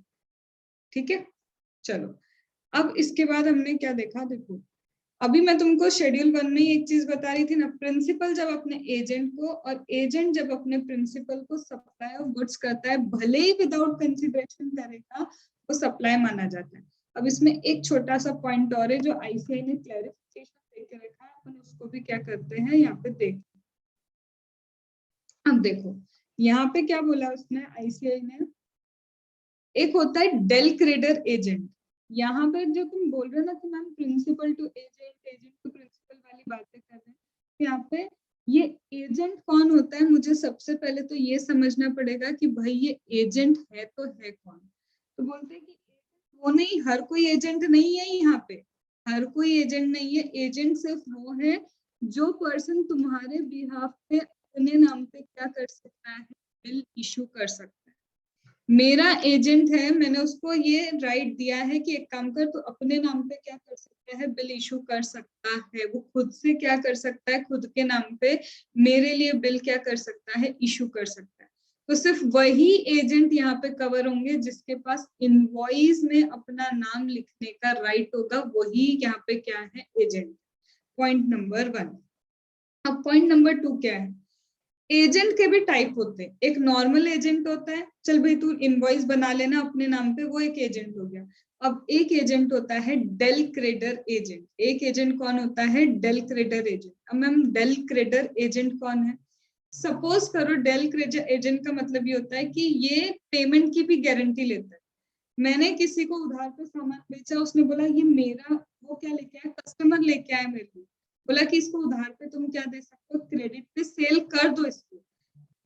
अंजलि को लेके आया वो मेरे पास, और अंजलि को लेके आके बोल रहा है कि इसको क्या कर दो, क्रेडिट पे सेल्स कर दो। मैंने कहा मैं कैसे विश्वास कर लूं कि ये पेमेंट दे या नहीं दे, तो बोला मेरी गारंटी, ये पेमेंट नहीं देंगी, हम क्या है, हम तुमको पेमेंट दिलवाएंगे। तो वो होता है तुम्हारा डेल क्रेडर एजेंट। तो दो तरह के एजेंट हो गए, एक तो नॉर्मल एजेंट हो गया और एक हो गया डेल क्रेडर। डेल क्रेडर का क्या मतलब है, डेल क्रेडर एजेंट का मतलब है कि जो पेमेंट की गारंटी लेगा। पहले ये 2 पॉइंट समझ में। अब इसमें जाते हैं तीसरे नंबर पे। मैम मेरा जो एजेंट है वो डेल क्रेडर एजेंट है, ठीक है। अब मैम सुनो, मेरा जो एजेंट है वो क्या करता है, डेल क्रेडर एजेंट का काम है वो पेमेंट की गारंटी ले रहा है। ये बात भी आपकी समझ में आ गई। ये कौन है मैम, ये यहाँ पे हमारा, ये रहा हमारा कौन, ये रहा हमारा डेल क्रेडर एजेंट। ये डेल क्रेडर एजेंट क्या है, इस पर्सन को लेके आया। डेल क्रेडर एजेंट किसको लेके आया है, इस पर्सन को लेके आया। अगर इस पर्सन ने, ध्यान से देखना, अगर इस पर्सन ने पेमेंट नहीं किया तो डेल क्रेडर एजेंट क्या करेगा, या तो खुद जाके सप्लायर को पेमेंट करके आ जाएगा और इससे रिकवरी लेता रहेगा, या फिर वो क्या करेगा, इसको लोन देगा इंटरेस्ट पे, और फिर ये क्या करेगा, पेमेंट करेगा। दो रास्ते क्या, या तो खुद जाएगा और जाके पेमेंट कर देगा और उससे रिकवरी ले लेगा विद इंटरेस्ट, या तो उसी को लोन देगा कि ले भाई लोन ले और जाके क्या कर, पेमेंट करके और मुझे वापस करना विद इंटरेस्ट। अब ध्यान से सुनना, मेरे पास अंजलि आई, मैंने उसको क्या किया, ये फोन बेच दिया, ये गुड्स गया, अभी सिर्फ क्या गया, ये गुड्स गया। अब डेल क्रेडर एजेंट है, डेल क्रेडर एजेंट ने उसको क्या किया, लोन दे दिया। सुनना, लोन के बिहाफ पे वो इंटरेस्ट चार्ज कर रहा है, समझ रहे हो, मनी का ट्रांजैक्शन है और मनी के ट्रांजैक्शन के ऊपर क्या चार्ज हो रहा है, एक्स्ट्रा कुछ चार्ज हो रहा है। That means del credere agent तो सप्लाई और सर्विस भी कर रहा है। अब मेरा एजेंट सर्विस सप्लाई कर रहा है, वो मेरे बिल में जुड़ना चाहिए कि उसको अलग से सप्लाई ट्रीट किया जाना चाहिए। अब क्वेश्चन ये उठता है कि ये जो डेल क्रेडर एजेंट है उसने तो क्या किया, अंजलि को लोन दे दिया, इंटरेस्ट भी चार्ज करेगा। ये जो डेल क्रेडर एजेंट का सप्लाई ऑफ सर्विस है उसे मैं अपने बिल में एक साथ ही मान लूं कि मेरा एक ही सप्लाई हुआ कि ये एक सेपरेट सप्लाई है। क्वेश्चन समझ में आया अभी? Yes ma'am. अब इसका आंसर क्या है, आंसर ये है कि अगर ये जो डेल क्रेडर एजेंट है ये अपने नाम पे बिल इशू कर सकता है, मतलब उसको राइट है कि वो क्या करे, बिल इशू कर सकता है, तब तो ये क्या है, मेरे ही सप्लाई का पार्ट बनेगा, क्योंकि वो मेरा ही एजेंट है। क्योंकि यहाँ शेड्यूल 1 में एजेंट उसी को कहा गया है जिसको बिल बनाने का राइट है कि वो खुद के नाम पे क्या कर सकता है, इनवॉइस जनरेट कर सकता है। तो अगर मेरा डेल क्रेडर एजेंट खुद के नाम पे इनवॉइस जनरेट कर सकता है तो वो सप्लाई मेरे इसमें क्या हो जाएगा, मर्ज हो जाएगा, मतलब एक ही सप्लाई है। लेकिन अगर वो डेल क्रेडर एजेंट को मैंने राइट नहीं दिया है इनवॉइस इशू करने का, तो वो एजेंट ही नहीं है मेरे लिए। शेड्यूल 1 के लिए वो क्या है, एजेंट ही नहीं है। तो जब वो शेड्यूल 1 के लिए एजेंट ही नहीं है तो इसका मतलब वो वैल्यू ऑफ सप्लाई अलग है, वो अपना बिल अलग बनाएगा, मैं मेरा बिल अलग बनाऊंगी। क्या ये बात समझ में आई? तो पूरा क्रक्स किस पे छुपा है, क्या इनवॉइस खुद के नाम पे एजेंट बना सकता है? हाँ, अगर वो बना सकता है तो वो वैल्यू ऑफ सप्लाई मेरी ही मानी जाएगी। पर अगर वो खुद के नाम पे इनवॉइस नहीं बना सकता है तो तुम तुम्हारा बिल अलग बनाओ, तुम्हारा सप्लाई अलग है, मेरा सप्लाई अलग है, क्योंकि तुम शेड्यूल 1 की नजर में एजेंट ही नहीं हो। क्या ये बात समझ में आ गई? मैम मतलब डेल क्रेडर एजेंट और ये जो अपने नॉर्मल एजेंट से ये अलग अलग भी हो सकते हैं, एक तरह से वो एजेंट ही क्यों है फिर मैम? नहीं, एजेंट ये तभी होगा जब वो इनवॉइस अपने नाम, मैंने उसको पावर दी है कि तुम अपने बिहाफ पे क्या करो, इनवॉइस इशू करके मेरा सप्लाई कर सकते हो। लेकिन फिर तब डेल वो क्रेडर एजेंट है। एजेंट क्या हुआ इसमें? डेल क्रेडिटर एजेंट एक टाइप है। टाइप का मतलब ये है कि ये भाई साहब क्या करते हैं, पेमेंट की गारंटी लेते हैं कि मैं तुम्हें पेमेंट करवा के दूंगा। इससे इसका कोई मतलब नहीं, जो शेड्यूल 1 का एजेंट हो भी सकता है और नहीं भी हो इसका सकता मतलब नहीं है, वो पर अलग ही। इंस्टीट्यूट ने एक नए टाइप के एजेंट को इंट्रोड्यूस करा और वो बोल रहे हैं कि देखो नॉर्मल एजेंट तुमको पेमेंट की गारंटी नहीं देगा। डेल क्रेडिटर मतलब सपोज अभी के लिए मैं डेल क्रेडिटर एजेंट हूँ, मैं तुमको मेरे जेब से पैसा निकाल के दे रही हूँ और इंटरेस्ट चार्ज कर रही हूँ, तो मैंने अलग से सप्लाई ऑफ सर्विस कर रही हूँ। तो बोल रहे ये जो अलग से सप्लाई ऑफ सर्विस हुई है वो प्रिंसिपल के उसमें जुड़ेगी या कि डेल क्रेडिटर की अलग ही मानी जाएगी। तो अगर डेल क्रेडिटर इनवॉइस अपने नाम पे इशू कर सकता है तो ये तो ओवरऑल एक ही सप्लाई है, मगर अगर वो अपने नाम पे इनवॉइस इशू नहीं कर सकता तो ये दो अलग अलग तरह के सप्लाई माने जाते हैं। क्योंकि अलग अलग क्यों मान रहे हैं, क्योंकि इसको एजेंट की कैटेगरी से ही हटा रहे हैं ना, तो जब वो एजेंट ही नहीं है तो ऑब्वियसली वो क्या हो गया, दो अलग अलग सप्लाई हो गए, उसका बिल अलग बनेगा, इसका बिल अलग बनेगा। आया सबको ये चीज? ठीक है, तो ये ओवरऑल तुम्हारा अब जाके शेड्यूल 1 और उसका डेल क्रेडिटर एजेंट क्या हुआ, खत्म हुआ। अब आते हैं हम शेड्यूल नंबर 2 पे। शेड्यूल नंबर 2 में क्या दिया है, शेड्यूल नंबर 2 का जो मैंने क्रक्स बोला ना, सिर्फ अब अपने को क्या करना है, वो क्रक्स यहाँ पे क्या करते जाना है, अप्लाई करते जाना है। देखो शेड्यूल नंबर 2 क्या है, सबसे पहले ये अच्छे से समझ लो। शेड्यूल नंबर 2 बोलता है कि अगर जो अभी मैंने तुम्हें सेक्शन नंबर 7 समझाया ना, all form of supply of goods and service, import of service, अगर उस जगह पे कोई ट्रांजैक्शन, कोई एक्टिविटी सप्लाई है, अगर उन पॉइंट्स में, उन क्लॉज में, क्लॉज ए क्लॉज बी में अगर सप्लाई है, तो अब जाके तुम देखोगे शेड्यूल नंबर 2 में कि इसको सप्लाई ऑफ गुड्स बोलेंगे या सप्लाई ऑफ सर्विस बोलेंगे। इसका मतलब सबसे पहले इसका सप्लाई होना जरूरी और सप्लाई क्लॉज ए या क्लॉज बी में या क्लॉज सी में बनेगा। अगर क्लॉज ए बी सी में वो सप्लाई बन गया तब जाके तुम यहाँ पे चेक करोगे शेड्यूल नंबर 2 में कि ये सप्लाई ऑफ गुड्स बनेगा या सप्लाई ऑफ सर्विस बनेगा।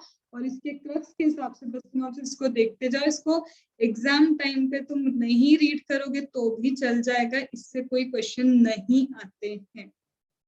सबसे पहले ट्रांसफर करना है, क्या ट्रांसफर करना है मैम, ट्रांसफर अगर तुम कर रहे हो किसको, गुड्स को, तो एक चीज बताओ, गुड्स ट्रांसफर करना मतलब कुछ टेंजिबल चीज ट्रांसफर हो गई, चाहे आज ट्रांसफर करो या फ्यूचर में ट्रांसफर करो, ये क्या है, सप्लाई ऑफ गुड्स ही कहलाएगा। ठीक है, लेकिन नहीं, हम टाइटल ट्रांसफर नहीं कर रहे मैम, हम तो राइट ट्रांसफर कर रहे हैं। तो मैंने बताया था जब राइट ट्रांसफर करोगे तो वो ऑलवेज क्या होगा, सप्लाई ऑफ सर्विस होगा। क्या ये बात आई समझ में? फिर इसके बाद मैम लैंड एंड बिल्डिंग दिख रहा है, मत पढ़ो भले ही आगे कुछ भी, लैंड एंड बिल्डिंग से रिलेटेड कोई भी चीज अभी तो बताया तुमको अच्छे से, हमेशा क्या होती है, सप्लाई ऑफ सर्विस होती है।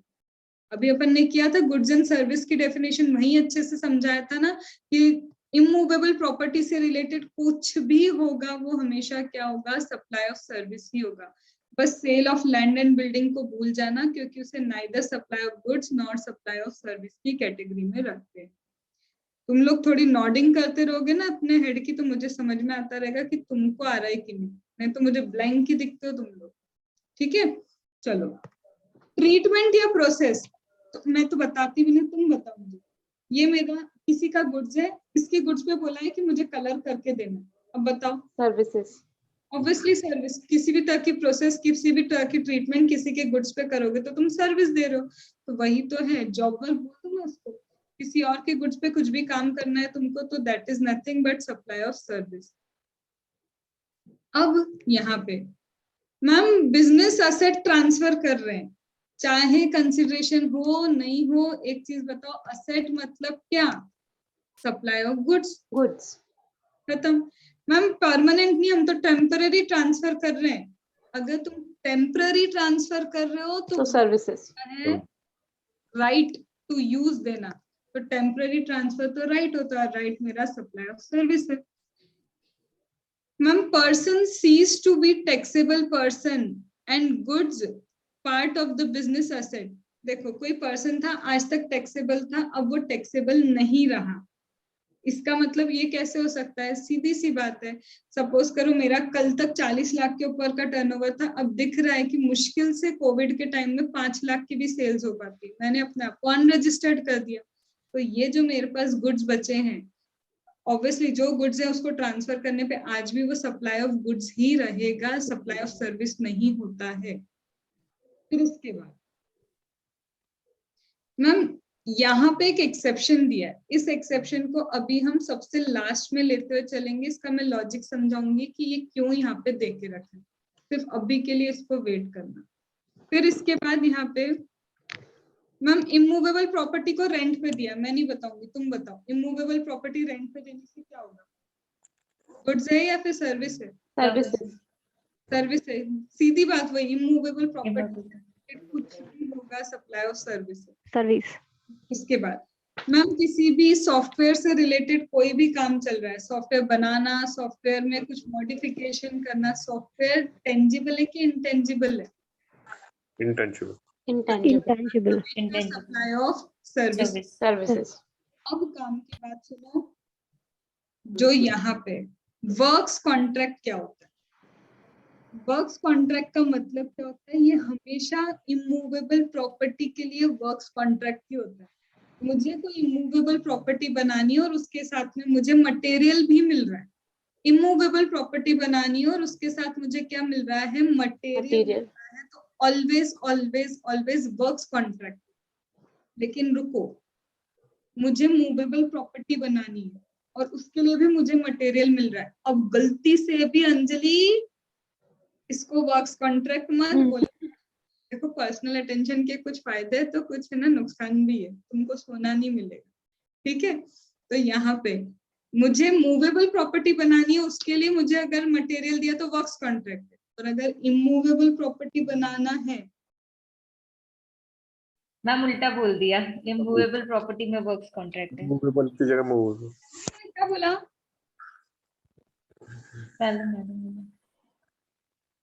वो अभी भी ब्लैंक है। मूवेबल प्रॉपर्टी बनाने के लिए अगर तुम्हें रॉ मटेरियल मिल रहा है तो गलती से भी वर्क्स कॉन्ट्रैक्ट Works मत contract नहीं। लिखना। क्यों?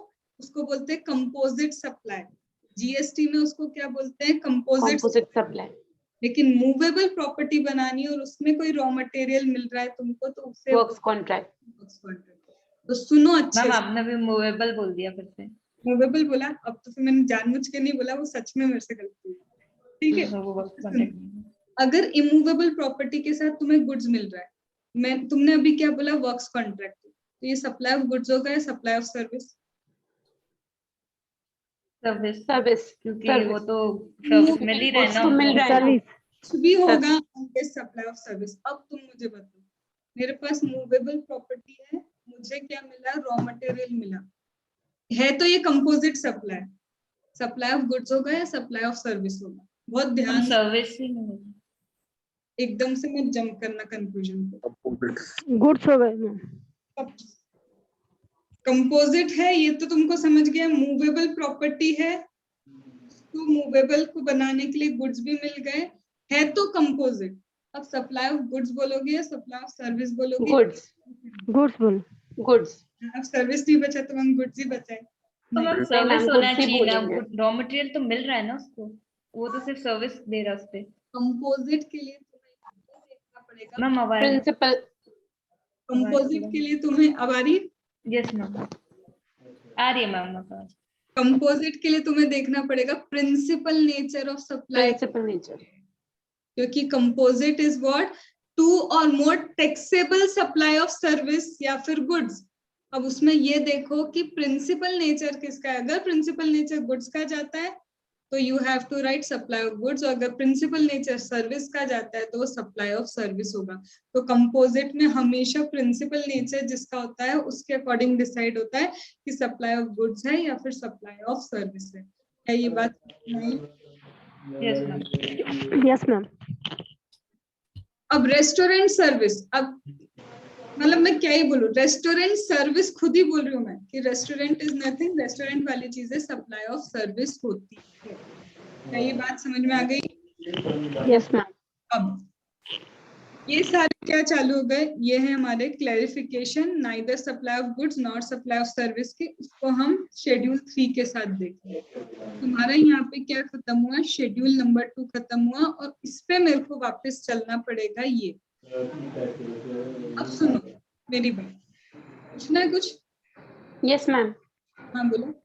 मैम जैसे इमूवेबल प्रॉपर्टी है, उसका कंस्ट्रक्शन हो रहा है, तो उसका वो कंप्लीशन सर्टिफिकेट नहीं मिला, उससे पहले उसको सेल किया है, तो वो अगर इमूवेबल प्रॉपर्टी है, तुम्हें कोई कंसिडरेशन रिसीव नहीं हो रहा, पहले तुम उसको बनाओगे, बनाने के बाद ही बेचोगे, तो that is sale of building. Sale of building schedule number 3 में बोला है neither supply of goods not supply of service.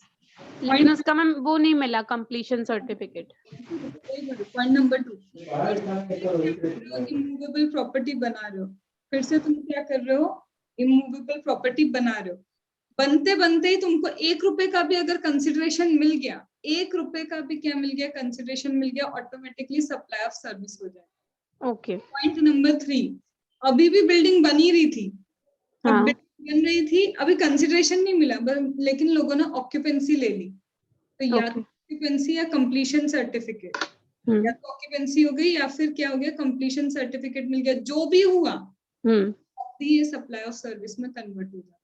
तो सप्लाई ऑफ सर्विस में कन्वर्ट होने के लिए या तो 1 रुपए का भी एडवांस मिल जाए, क्योंकि एडवांस मिल गया मतलब भैया तुम्हारी हो गई प्रॉपर्टी, अब तो तुम्हारे हिसाब से हम काम करके दे रहे हैं, that is supply of service. या तो तुम खुद आके क्या हो गए, ऑक्यूपाई कर लिया, तब भी तुम अपने हिसाब से काम करवाओगे, तो भी सप्लाई ऑफ सर्विस।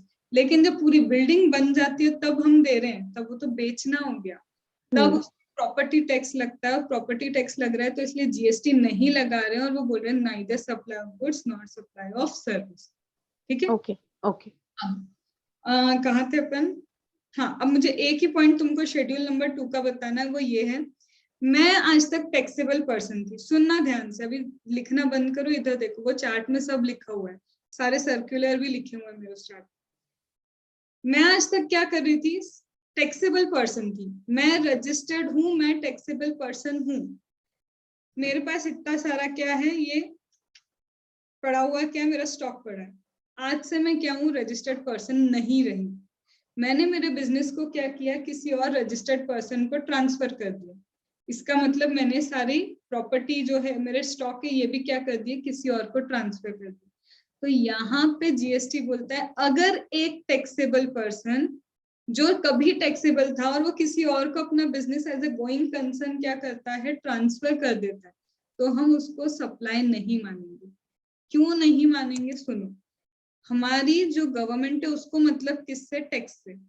आज तुम टैक्सेबल नहीं रहे, चला कोई बात नहीं, तुमने अपना business as a going concern किसी और को दे दिया, आगे से वो पर्सन को क्या होना पड़ेगा, रजिस्टर होना पड़ेगा, और वो आगे से क्या करेगा, टैक्स पे करेगा।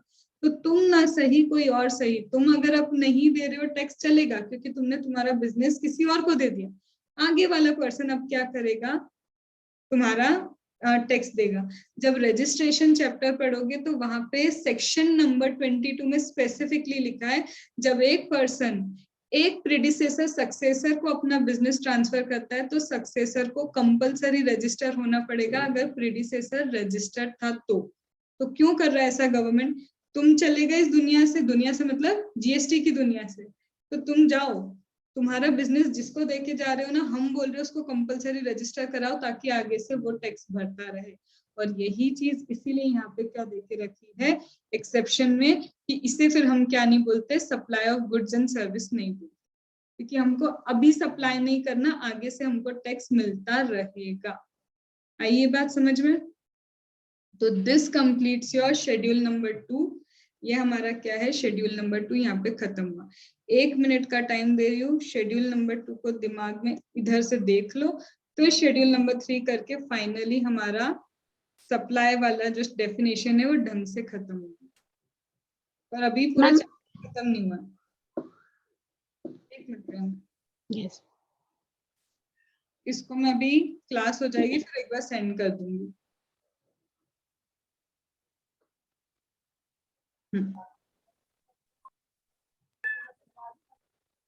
हाँ पूछो। मैम पर्सनल रिप्रेजेंटेटिव क्या होता है मैम? क्या पर्सनल रिप्रेजेंटेटिव? यस मतलब मैम। रिप्रेजेंटेटिव, जैसे लीगल रिप्रेजेंटेटिव होते हैं ना, हाँ हाँ, वैसे ही रिप्रेजेंटेटिव, तो मुझे रिप्रेजेंट करेगा। Okay.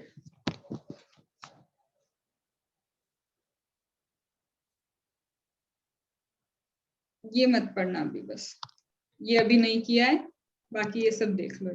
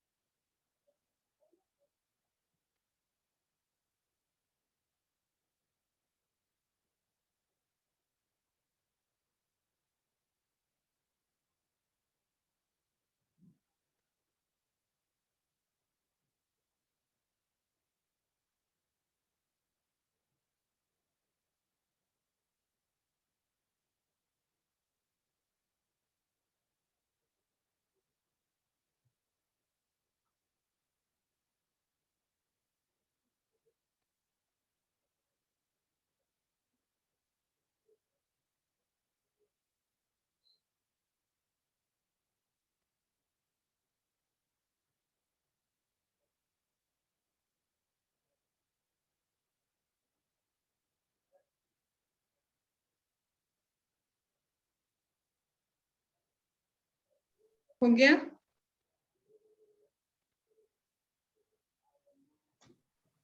Yes ma'am. Yes ma'am.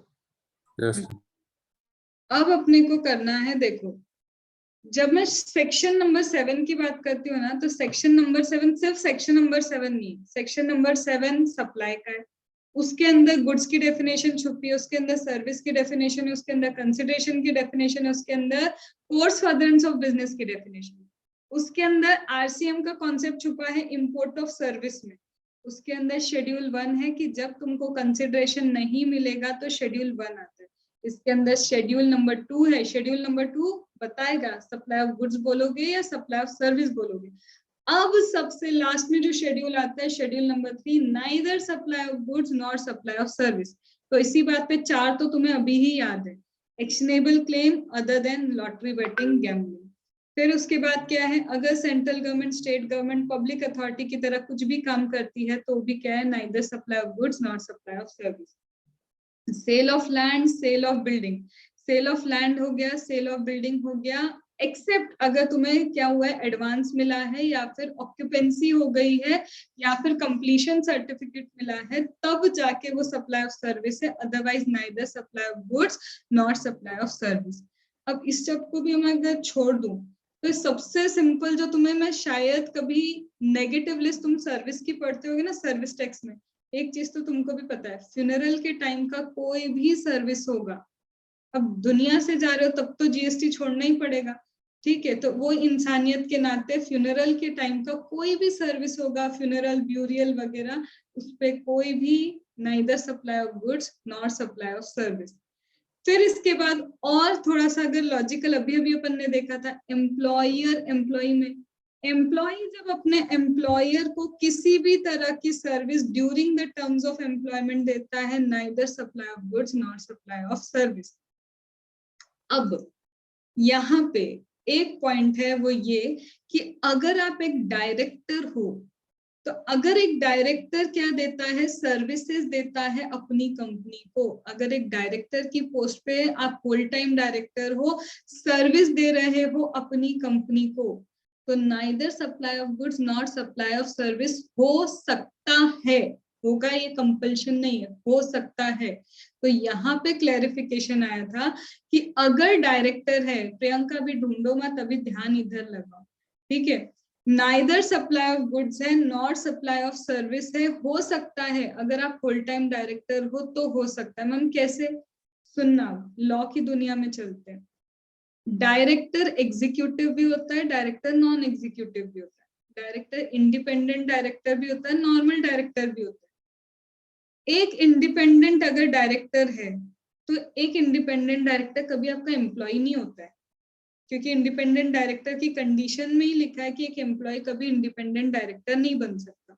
इसका मतलब एम्प्लॉय को तो वैसे ही बोल दिया neither supply of goods not supply of service, ठीक है। तो डायरेक्टर के लिए जब भी वर्ड डायरेक्टर आएगा आपको चेक करना पड़ेगा कहीं ये मेरा डायरेक्टर एम्प्लॉय तो नहीं है कंपनी का, क्योंकि whole time director, executive director तो एम्प्लॉय भी होते कंपनी के, एक एग्जीक्यूटिव डायरेक्टर तो कंपनी का एम्प्लॉय भी होता है, तो तुम्हें चेक करना पड़ेगा कि डायरेक्टर एम्प्लॉय तो नहीं है।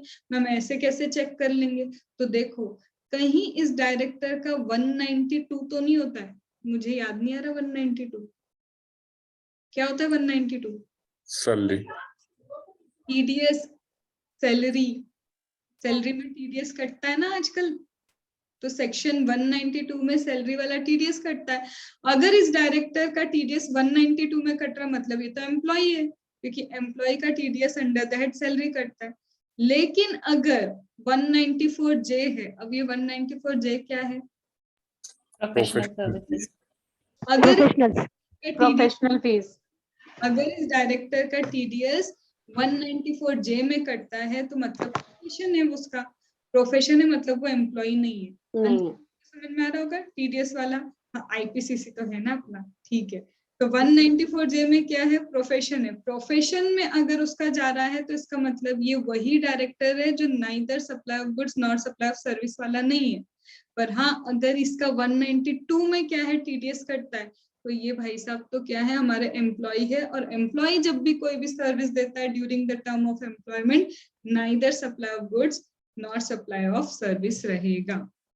इसके अलावा MP MLA कॉन्स्टिट्यूशनल जो भी ऐसी पोस्ट होल्ड करते हैं और ये लोग सर्विस दे रहे हैं तो ये भी neither supply of goods not supply of service रहेगा। फिर इसमें आता है कंज्यूमर रिड्रेसल कमीशन, इसका एक सर्कुलर है कंज्यूमर रिड्रेसल कमीशन। तो बोलते हैं मैम कंज्यूमर रिड्रेसल कमीशन जब हमको कोई सर्विस देता है, जैसे कोर्ट है, आर्बिट्रल ट्रिब्यूनल है, ये कुछ भी सर्विस देंगे ये भी neither supply of goods not supply of service. लेकिन कंज्यूमर रिड्रेसल कमीशन तो इन्होंने इंक्लूड ही नहीं किया। तो बोलते हैं अगर कंज्यूमर रिड्रेसल कमीशन आपको कोई भी सर्विस देता है, भले ही आर्बिट्रल ट्रिब्यूनल नहीं है, पर इसको सारी की सारी पावर तो आर्बिट्रल ट्रिब्यूनल जैसी ही मिली हुई है, कोर्ट के जैसी ही सारी पावर मिली हुई, तो इसीलिए अगर ये कोई फीस चार्ज करता है तो ये भी neither supply of goods not supply of service ही रहेगा। तो अब तक शेड्यूल नंबर 3 में क्या किया, एम्प्लॉय किसी भी कैटेगरी का हो, चाहे टर्मिनेशन के टाइम उसको कुछ मिल रहा है, किसी भी टाइम एम्प्लॉय को during the term of employment कुछ भी मिलेगा, neither supply of goods neither supply of service होगा। कोर्ट ट्रिब्यूनल अगर कोई भी सर्विस देते हैं, neither supply of goods not supply of service. फिर इसके बाद क्या आता है, sale of land and building आ गया, neither supply of goods not supply of service.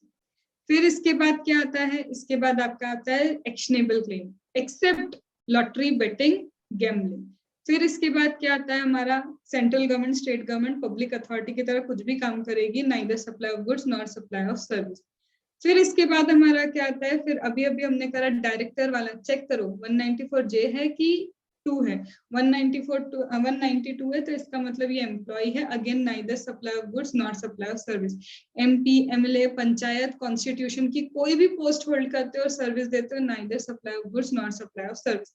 Funeral burial वाली कोई भी चीजें हैं, neither supply of goods not supply of service. ये हो गया तुम्हारा शेड्यूल नंबर 3।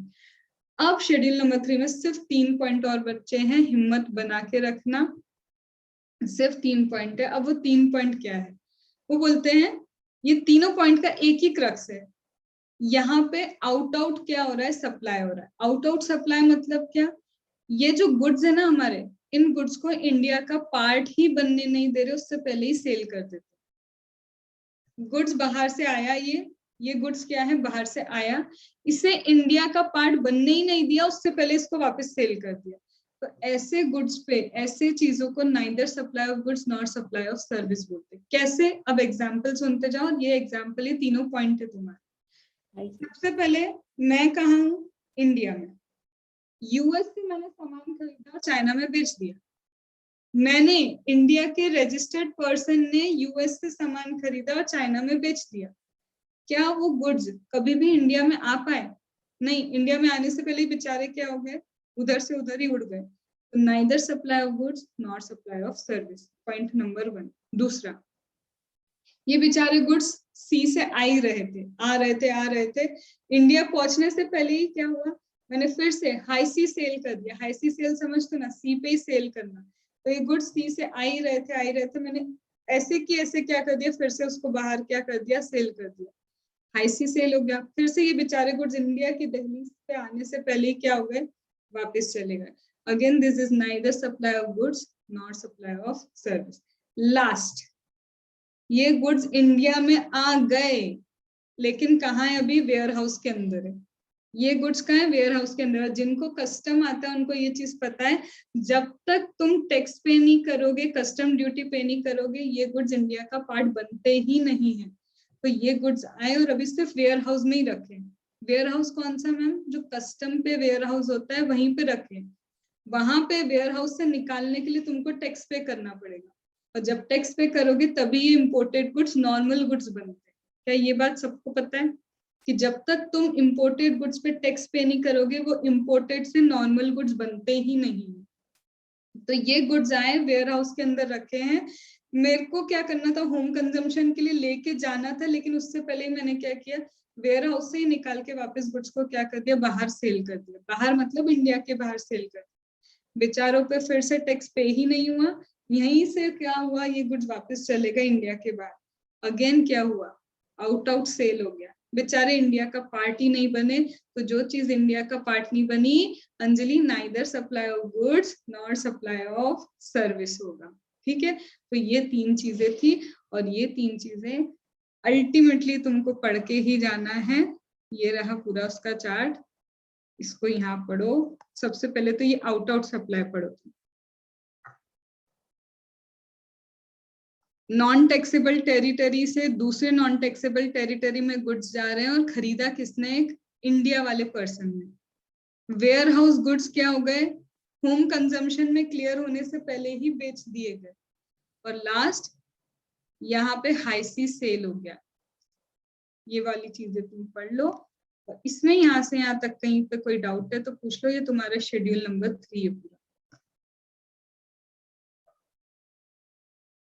पहले इसको मैं थोड़ा जूम करती हूँ, पहले इसको पढ़ लो।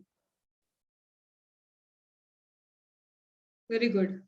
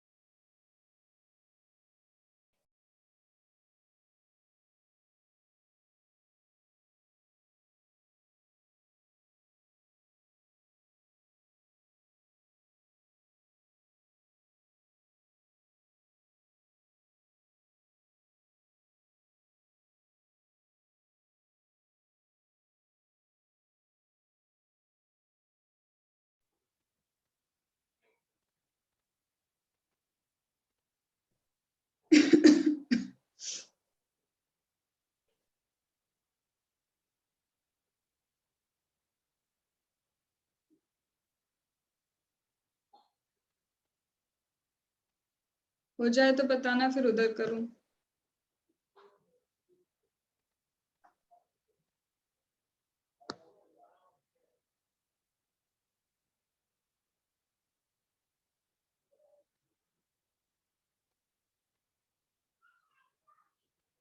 Done.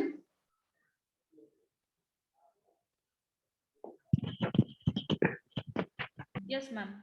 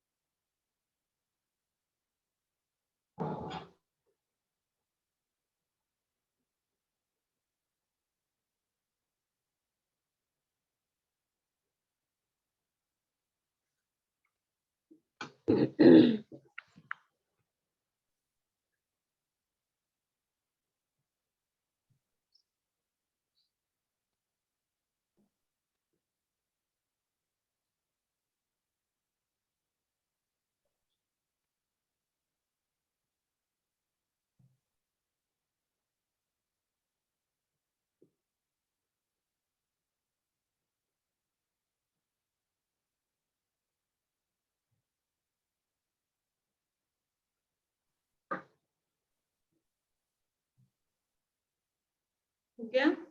Yes ma'am. Yes ma'am. अब तुम लोग का होमवर्क सुन लो। सप्लाई चैप्टर में जितना पूरा डेफिनेशन सप्लाई की है ये बिना देखे लिखोगे, अपनी लैंग्वेज में लिखोगे। शेड्यूल 2 पूरा नहीं लिखना है, ऐसी गलती मत करना। शेड्यूल 2 का सिर्फ क्रक्स लिखना, ये क्रक्स होता है। शेड्यूल 1 तुम्हें बहुत काम आएगा पूरे जीएसटी के क्वेश्चंस में, और साथ में शेड्यूल 3 पूरा काम आएगा। तो शेड्यूल 3 मैम प्रॉब्लम हो रही है, होमवर्क के एक्सेस से बता दीजिए पूरा। अब आ रही है? अभी आ रही नहीं है? मैम नहीं आ रही। नहीं मैम ब्रेक हो रहा है आवाज। अभी नहीं नो मैम अभी भी नहीं हुई। क्लियर आ रही। एक मिनट मैम, मैं फोन से कनेक्ट करती हूँ फिर। शेड्यूल 1 पूरा लिखना है, शेड्यूल 3 पूरा लिखना है, शेड्यूल 2 का सिर्फ क्रक्स लिखना है। बाकी तुमको पूरा सप्लाई में इंपोर्ट ऑफ सर्विस का चार्ट कल मुझे याद दिलाना, पहले चार्ट बनाना है। तुम अपने लेवल पे तो खुद से चार्ट बना के रखोगे, इंपोर्ट ऑफ सर्विस को लिंक करना है शेड्यूल 1 से जो, ठीक है, वो तुम अपने लेवल पे करके रखना, कल हम करेंगे उसको, ठीक है। और ये बिना देखे ही करना है। टाइमर होगा तुम्हारे पास हाफ एन आवर का, हाफ एन आवर में ओवरऑल सप्लाई पूरा लिखना होगा तुमको, आधे घंटे से ज्यादा मत लेना, ठीक है। और बिना देखे लिखने की कसम खा लेना कि बिना देखे ही लिखोगे, देख देख के लिखोगे तो खुद के साथ चीटिंग कर रहे हो, उससे ज्यादा मैं कुछ नहीं बोल सकती, ठीक है। मैम शेड्यूल 1 और 3 फुल लिखना है? ये पूरा लिखना है, 2 का सिर्फ क्रक्स जो बताया था ना मैंने, सिर्फ क्रक्स लिखना है, ठीक है। ठीक है तो यस मैम। देखिए करोगे, हाफ एन आवर में करोगे, टाइमर लगा के करोगे, ये कसम खाना अपने अटेम्प्ट की, ठीक है। चलो।